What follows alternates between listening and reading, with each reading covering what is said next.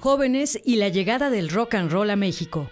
En el contexto de las expresiones consideradas propias de la juventud en México, la llegada del rock al entorno urbano desempeña un papel determinante para entender la configuración de las culturas juveniles, subculturas, tribus, identidades urbanas, entre otros adjetivos que se usan en los medios masivos de comunicación o cultura oficial para definir la condición de los jóvenes en un intento por marcar una clara separación entre el lenguaje juvenil y el discurso de los adultos.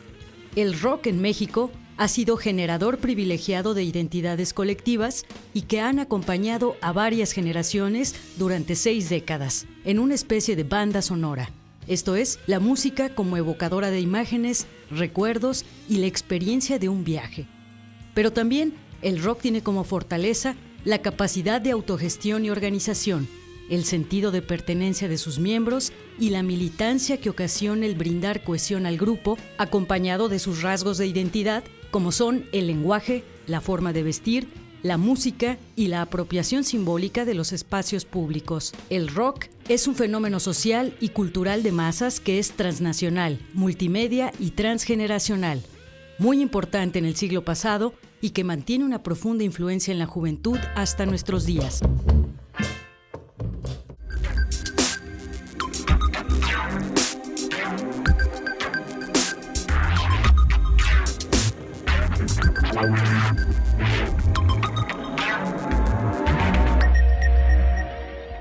¿Qué tal, amigos? Yo soy Paco López y me da muchísimo gusto darles la bienvenida a una entrega más de Revelarte, alteridades y culturas emergentes en un esfuerzo que hacen los medios públicos e instituciones de educación superior.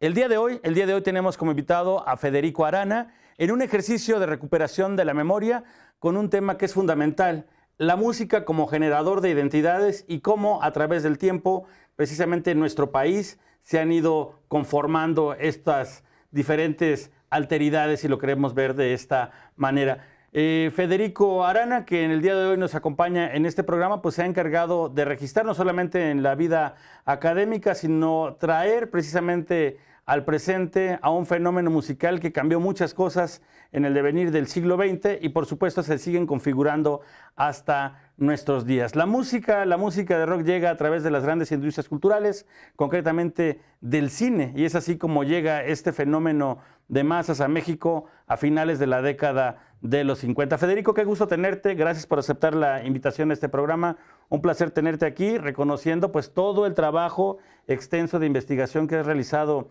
en los últimos años y sin duda pues yo lo considero y muchos otros más como un referente obligado dentro de esta configuración de la historia de la música contemporánea en México y concretamente con el rock. En realidad tuve la suerte de que fui oportuno, ¿no? Quiero decir, no se había escrito nada en plan de historia del rock cuando me dio por hacer eso. Y la verdad es que para mí fue una cosa muy divertida hacerlo, porque en cierta manera estaba recapitulando mi vida. Y luego tuve otro golpe de suerte importantísimo, y es que cuando yo empecé a hacer ese libro, la hemeroteca estaba en el centro, y yo vivía en el sur de la ciudad. Entonces, la verdad es que se veía como una paliza espantosa. Imagínate, yo revisé desde 1955 hasta prácticamente 2000 la prensa, ¿no? Pero bueno, sin duda, el ser pionero en un trabajo de investigación para poder, de alguna manera, organizar toda esta genealogía que tiene que ver con la música, concretamente con el rock, pues bueno, tiene que ver con un análisis crítico, sarcástico, ácido en su momento, el uso de palabras que también modificaron estos rasgos de identidad dentro del rock mexicano, ¿no? Dentro del rock and roll, si lo queremos poner desde finales de la década de los 50. ¿Cómo era la juventud? ¿Cómo fue ese momento en que tú decidiste trasladarlo a las letras, las vivencias y de cómo llegaron estos personajes, insisto, a través del cine, de las figuras norteamericanas, el icónico Rebelde sin Causa y estos personajes que de alguna manera pues permearon en esos años con los jóvenes de la época? Bueno, yo cuando me lancé a hacer este libro ya no era ningún joven, ¿no? aunque sí tenía un poco de acné por ahí todavía, pero no. Esto lo empecé a hacer yo creo que pues poco antes de que saliera el libro, en el 82 o por ahí, ¿no? Y la verdad es que cuando yo empecé, pues ni me pasaba por la mente ni que iba a trascender el asunto, ni que yo me iba a dedicar ni siquiera a la música como me dediqué. No tenía idea de cómo eran las cosas, pero en general yo te podría decir que los jóvenes, por lo menos aquellos jóvenes de los que estoy hablando, éramos bastante más fresas de lo que son ahora, ¿no? Porque el mundo era más limitado, o sea, la verdad es que los jóvenes han ido ganando mucho terreno por vía de presiones o simplemente por su presencia multitudinaria, ¿no? Entonces, mucha gente se dio cuenta de que son un poder, ¿no? Un poder desde el punto de vista económico, desde el punto de vista político también. La prueba es cómo utilizaron el concierto famoso de Chicago en el auditorio, precisamente porque se bajó la edad de votación a los 18 años. No fue casualidad. O sea, en México el rock no estaba prohibido. Claro que a los que éramos rock and rolleritos, pues no nos prohibía, nadie nos decía, está prohibido el rock en México. No era como en España o como en Arabia, ¿no? En esos países, o como en Rusia, ¿no? Bueno, en la URSS no era así. Pero lo que sí había era la zancadilla, la calumnia, ¿no? Las campañas de prensa amarillistas, de prensa vendida. Y ese era el panorama, no había ni drogas en los cafés. Yo anduve por el Pau Pau, el Miletti, el Colo Colo, el Ribó, el Sótano, los que quieras, pero jamás olí la mota ni nada de eso, ¿no? Cosa que ahora lo hueles en cualquier parte, ¿no? Estamos hablando, Federico, de finales de la década de los años 50, ya el fenómeno del rock ya estaba bien instalado en la juventud, que fue apropiada en ese entonces por una clase media pudiente, si lo queremos ver de esa manera. Sí, en cierto sentido puede decirse que así fue. Por lo menos los que se lanzaron, casi todos eran, como dices tú, de clase media pudiente. En mi caso no era así, yo era de clase media menesterosa, ¿no? Y los de mi grupo, había uno de clase media pudiente, que era el baterista, y los demás pues éramos así, más o menos. Era que surge esta música muy vigorosa en Estados Unidos. Realmente hubo un derroche de talento, o sea, no es porque a mí me guste esa música o no me guste, pero la verdad es que fue una explosión rarísima, ¿no? Porque si te pones a analizar esos años 50, había una creatividad, o sea, no era lo que aquí se encasilló como rock, era casi siempre ña, ña, ña, ña, ña, ña, ña, o lo que hacían las orquestas, ¿no? Que siempre era ta, ta, ta, ta, ta, ta, ta, ta. No, era una cosa verdaderamente explosiva, ¿no? Vino a revolucionar de alguna manera el panorama y el mundo de los adultos. Vamos a hacer una pausa, es breve, y regresamos para seguir platicando con Federico Arana, nuestro invitado el día de hoy, en Revelarte.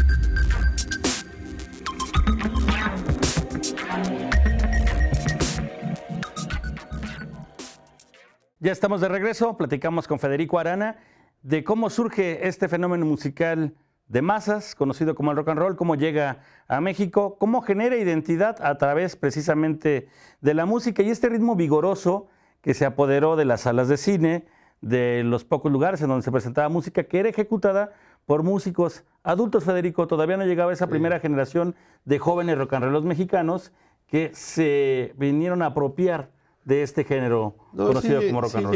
Sí llegaban, lo que pasa es que no tenían acceso a nada. No teníamos acceso a nada. Entonces, se crea un mercado. Se sabe que hay un Elvis Presley y hay mucho interés en el público en general. Los chavos porque quieren estar a la moda, los adultos porque quieren reprimir, detener, ¿no? quieren purificar el ambiente, quieren... La tentación autoritaria era fuertísima en ese tiempo, ¿no? Entonces, pues claro, aparecen músicos que eran jazzistas, eran boleristas, eran rumberos, marimberos, lo que quieras, ¿no? Todos estaban tan desesperados por tener trabajo que órale, éntrale, ¿no? Y ellos odiaban el rock, porque además ellos creían que el rock era Bill Haley y nada más, no sabían nada más. Tal vez si hubieran escuchado a otros músicos hubieran tenido otra idea. Efectivamente llegan y se produce el vacío, se llena con músicos adultos y los chavos claro que estábamos ahí tocando, pero no teníamos cómo llegar a las disqueras, ni a la prensa, ni a nadie. Y también hacerse de instrumentos, ¿no? Y los instrumentos que eran muy caros, ¿no? Yo la primera guitarra que tuve me costó 50 pesos en el Monte de Piedad. Y era una guitarra infame, ¿no? Pero yo la pinté así como si fuera guitarra de Elvis Presley. Pero también fue ganancia de lauderos en ese tiempo que fueron los pioneros en construir primeras guitarras piratas, ¿cómo le podríamos llamar? Sí, hechizas, ¿no? Hechizas. Y por otro lado, ahora tienes que los chavos tienen un montón de escuelas donde les enseñan a todos a tocar lo mismo, todos tocan igual, pero tocan muy bien, ¿no? O sea, tocan con un nivel profesional, cosa que nosotros no teníamos. Nosotros éramos insufribles, ¿no? Bueno, aparte que se tenía que lidiar con el tema familiar, con el tema de la escuela, los prejuicios la burgueses, la iglesia. Claro, los prejuicios burgueses, como un artista es casi un delincuente, ¿no? ¿Cómo te vas a meter a la vida de la farándula? Ese problema lo tuvimos todos, ¿no? Claro que muchos papás, al ver que había lana, y hasta se volvieron representantes de eso, como el papá de Enrique Guzmán, ¿no? Hubo muchísimos casos así. Otros papás pues dijeron, bueno, por lo menos ahí va el cuate trayendo ya no me viene a pedir para salir. Y muchas veces terminabas ganando más que tu papá, ¿no? A pesar de que nos explotaban de una manera inmisericordia. De esta etapa, Federico, ¿cuáles serían como las agrupaciones representativas de ese momento histórico? Ya de rock genuino de chavos. Ya una vez que dejaron los músicos de las orquestas de tocar rock and roll, ¿cuáles serían los depositarios ahora del nuevo género? Bueno, pues había, dentro de los depositarios que dices tú, había los que venían de otros géneros, como las hermanas Jiménez, que habían sido rancheras, como María Eugenia Rubio, esa de Prende una mechita y todas esas cosas, Sí. que venía del bolero. Los hermanos Carrión, que siempre fueron boleristas. Y luego estaban los que realmente querían ser rock and rolleros. De esos, los que más destacaron pues, son los que siempre salen a la palestra, o sea, los Rebeldes del Rock, los Teen Tops, los Black Jeans, aunque los Black Jeans no tuvieron tanto éxito. Más bien es un éxito a posteriori por la fama que logró César Costa, pero lo que más sonó de ellos fue el Tigre, ¿no? Y un poco la Bamba, pero no. ¿Cuál sería el primer registro del rock and roll en México ya hecho por estos jóvenes? Yo creo que el primero fue el LP de Los Locos del Ritmo. Pero no fue el primero en salir, fue el primero en grabarse. Pero lo dejaron enlatado, porque estaban dudando, no, pues es que esto no sé. En cambio, yo recuerdo que el primer disco que sonó en la radio era de los Black Jeans, pero no era todavía rock and roll, o sea, cantaban La Bamba y cantaban La Batalla de Jericó, que era una pieza que cantaba Lori London, que era un espiritual negro, ¿no? Pero sí más o menos en un ritmo como de rock. Pero lo que fue un exitazo, así que rompió todas las fronteras, fue La Hiedra Venenosa de los Rebeldes del Rock. Fue una cosa asombrosa, ¿no? Se fueron, y enseguida salen los Teen Tops, y sale La Plaga, y sale el rock de la cárcel. Y luego, pues, los Sinners, que también fue mi grupo, también sonaron bastante con La batalla de Nueva Orleans, Dana. Y salieron en el cine. Y luego La novia de mi mejor amigo. Sí, en el cine salimos. Se usaba lo de, mira, los productores de cine mexicanos eran unos tipos muy mal hechos, y todo lo que les interesaba era ganar dinero rápido, ¿no? Joselito Rodríguez era el clásico director de ese tipo, ¿no? Que hacía esos churros impresentables de Pepito contra los monstruos, los chiflados del rock, ¿no? Los chiflados del rock and roll, que no tenían nada que ver con el rock como... Entonces, ellos encontraron que, aunque la película no tuviera nada que ver con el rock, si metían un numerito de rock, pues a lo mejor... salvaba la trama, ¿no? Entraba gente a ver la película nada más por ver a los Teen Tops o quien fuera. Y antes se hacía lo mismo, porque si te fijas, los Panchos están en todo el cine mexicano de los años 40 y 50, ¿no? Y no tiene nada que ver con la trama, porque por lo menos Jorge Negrete y Pedro Infante y hasta Lucha Reyes, pues sí, algo tenían que ver, ¿no? Pero estos de repente es una escena en un cabaret y salen los Panchos cantando y no actúan ni hacen nada, ¿no?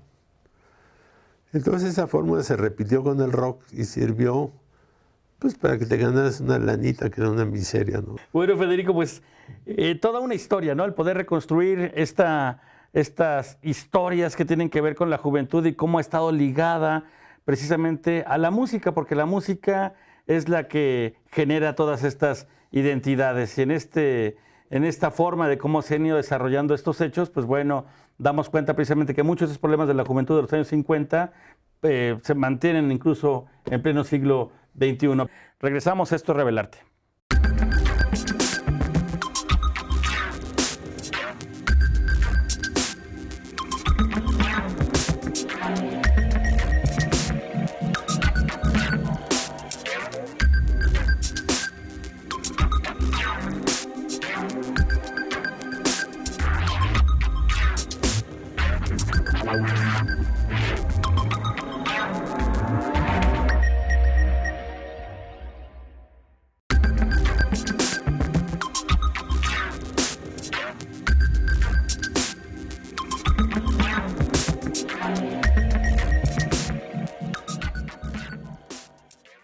Continuamos nuestra charla con Federico Arana, que ha sido, pues, sin pretenderlo, en el gran biógrafo del rock and roll en México y nos ha ayudado en estas series a poder reconstruir estos hechos que tienen que ver precisamente con los rock and rolleros mexicanos y con muchas situaciones que tienen que ver precisamente con lo que hoy en día incluso se mantiene como una referencia para muchos de estos músicos, ¿no? De cómo se han generado identidades, de cómo han acompañado momentos cruciales dentro de la historia de nuestro país.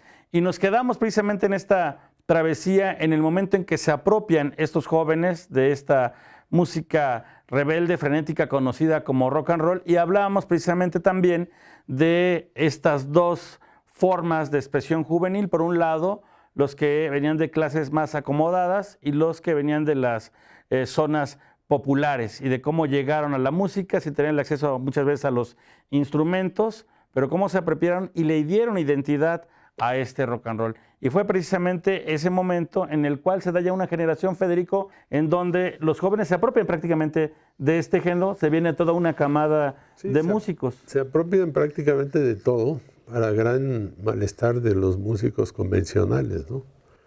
Pero aquí se produce también un fenómeno, y es que estos músicos que estaban en el poder, digamos, eran los directores artísticos. El sindicato de músicos también, ¿no? El sindicato de músicos era una cosa atroz, ¿no? Nosotros llegamos a ser meritorios. Te ponían una categoría, o sea, no tenías ningún derecho y tenías todas las obligaciones, tenías que cotizar. Y pagar las cuotas. Pero no tenías derechos, era una cosa increíble, ¿no? El señor Venus Rey era un verdadero ampón, ¿no? Y entonces, efectivamente, llega un momento que el rock and roll entra en declive, ¿no? Después de ese frenesí de que solo los hits del rock y no sé qué, de repente empieza a aflojar la cosa.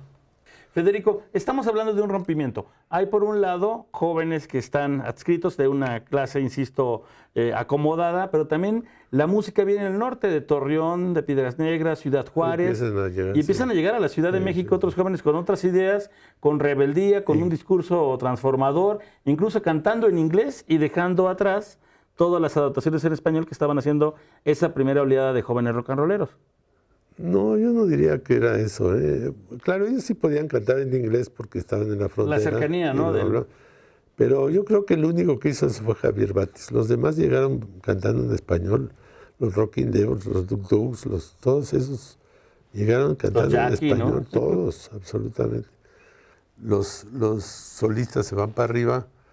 Los éxitos del bolero salen los Impala y una serie de grupos que eran también bastante malos y empiezan a tener éxitos y de repente viene el twist, ¿no? Y todo el mundo quería twist, ¿no?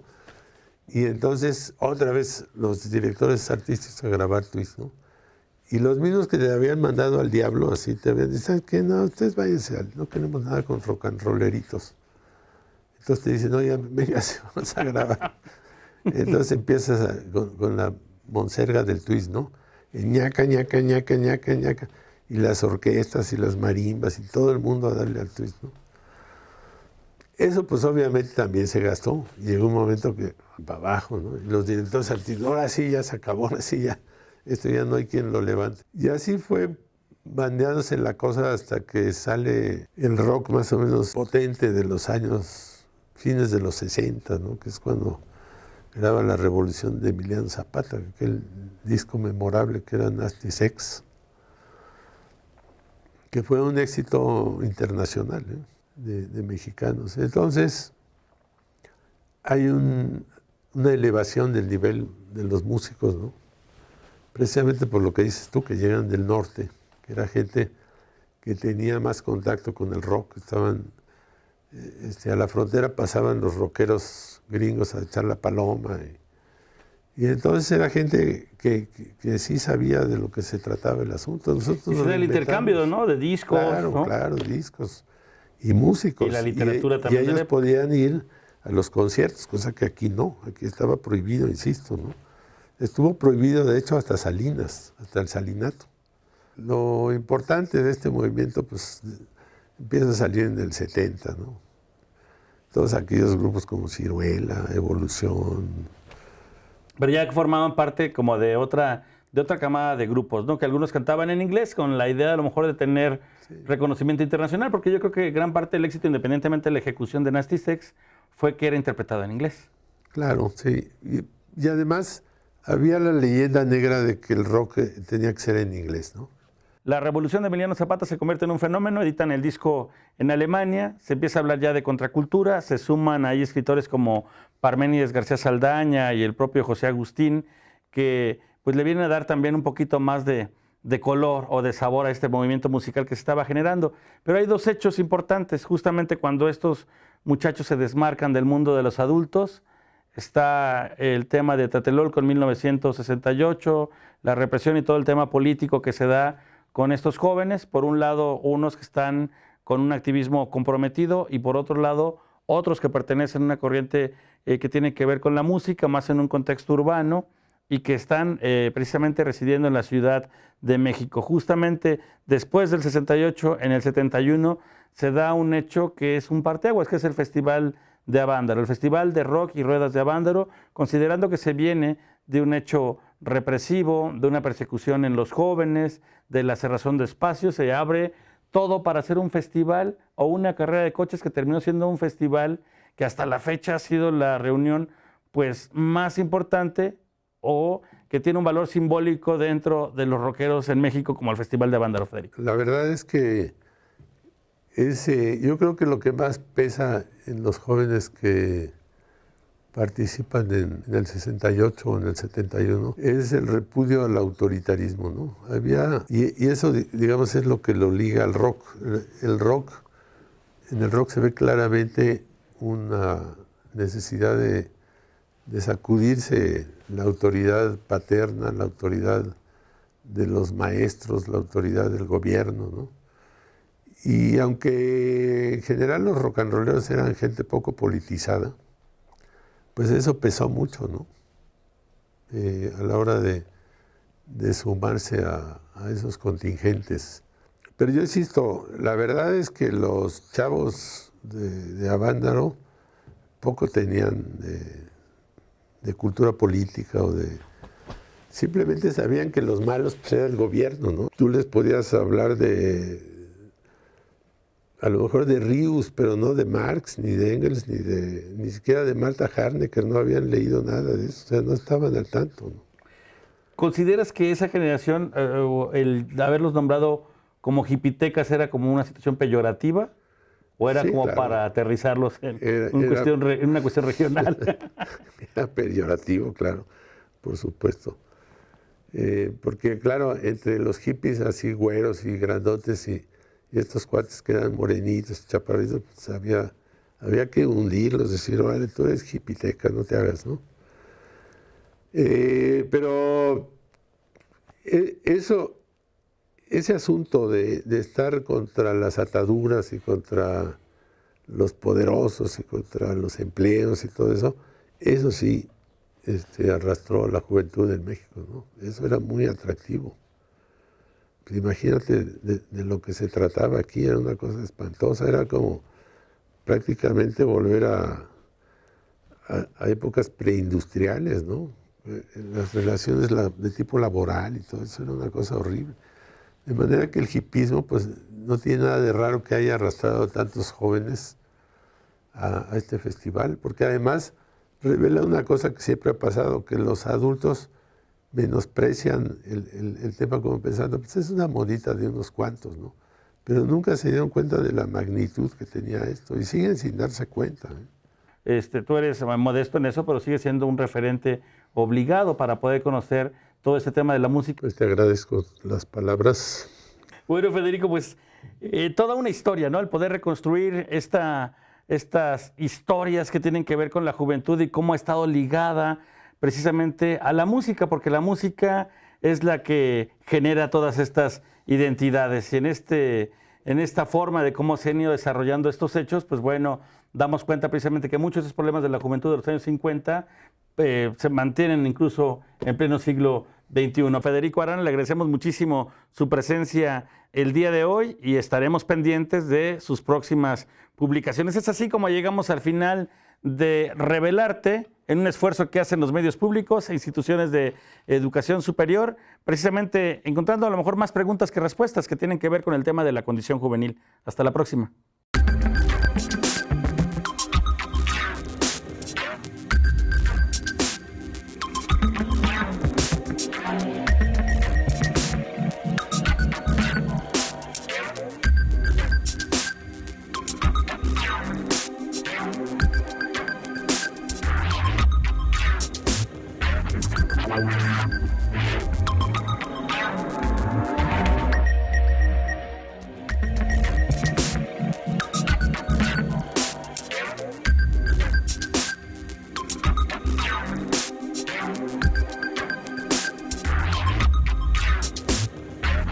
Wow.